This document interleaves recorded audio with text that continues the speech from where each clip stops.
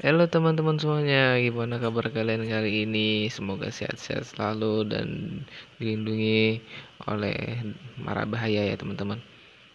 Oke teman-teman, jadi di sini kita diajak jalan sama Bang Budi dan juga temennya. Kita ini sedang bonceng tiga, dan pada waktu itu diajak untuk ziarah ke tempatnya makam Habib Djafar dan juga Sunan Kudus di malam hari.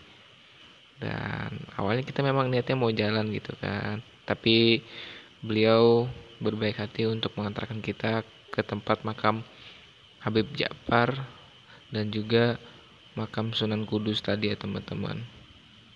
Jadi di perjalanan itu suasana dari kota Kudus malam hari, kita sampai di tempat makamnya Sunan Kudus pada saat itu, namun tutup ya teman-teman ya. Kondisinya tutup pada malam hari di saat itu. Jadi akhirnya kita putar balik lagi untuk ke tempat makamnya Habib Djafar. Cuman karena ada sesuatu hal di sana, jadi kita memutuskan untuk putar balik lagi gitu kan, untuk balik ke tempat. Namun tidak seperti itu saja ya teman-teman ya. Jadi setelah kita putar balik untuk diantarkan tadi sayanya ke tempat asal, saya juga sempat stop di alun-alun Kudus gitu kan. Nah, setelah dari alun-alun Kudus, akhirnya baliklah kita ke tempat rumah dari temennya Bang Budi. Nah itu mereka, ada Bang Budi sama temennya ya teman-temannya. Akhirnya kita putar balik lagi ya teman-teman untuk pulang tadi. Dan di sini udah masuk pagi hari. Di situ saya berjalan kaki lagi untuk bisa berziarah ke tempatnya makam Habib Djafar. Nah, Habib Djafar, siapa sih Habib Djafar itu? Nah, Habib Djafar adalah wali Allah yang ada di kota Kudus. Nah, beliau adalah Habib Djafar bin Muhammad bin Hamid bin Umar Al-Kaf dari Kudus. Beliau adalah seorang wali Allah yang besar. Makamnya adalah Masjid. Beliau seorang wali Allah yang khariqul adah. Kebiasaan membuang fulus ke laut, puluhan juta, ratusan juta, hingga miliaran dibuang ke laut. Nah, kediaman beliau ada di desa Demaan, kota Kudus. Beliau lahir di Kudus, jadi wali diangkat makamnya oleh Allah Subhanahu wa taala, dan makam beliau itu adalah Masjid yang dibimbing langsung oleh Nabiullah Khidir Balia bin Malkan.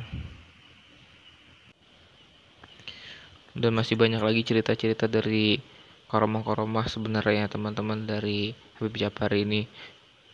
Dan di sini kita menyempatkan untuk berziarah ke tempat makam beliau pada pagi harinya. Setelah malam tadi kita nggak sempat karena ada sesuatu hal tadi, jadi kita ziarah ke tempat makam Habib Djafar tadi di pagi harinya teman-teman. Dan seperti ini keadaan di pagi hari di sana, dan banyak makam-makam sekitar yang ada. Siapa tahu teman-teman mau ziarah ke tempat makam beliau gitu kan, semoga bisa ke tempat makam beliau tadi juga untuk berziarah ya teman-teman ya. Tempat makam Habib Djafar yang ada di kota Kudus.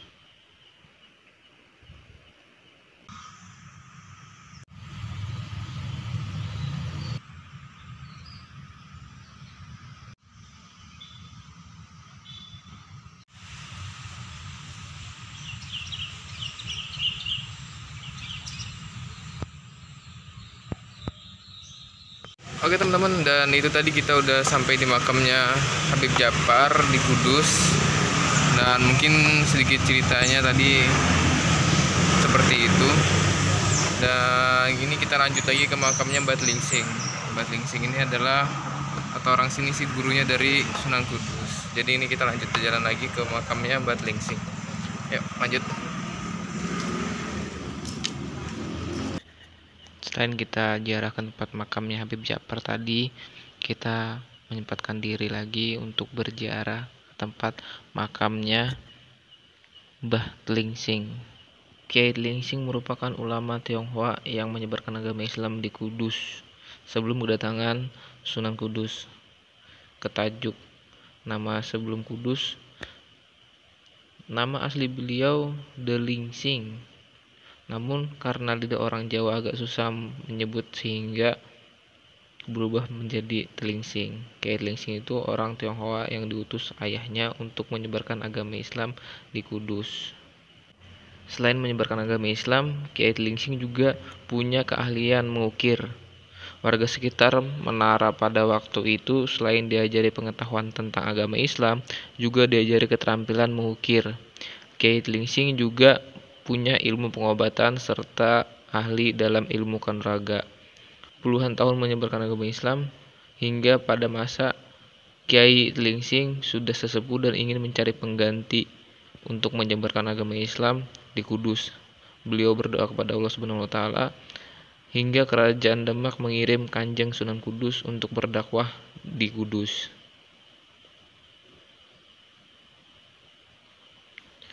Pertemuan antara Kiai Tlingsing dan Sunan Kudus terjadi di Ngangguk.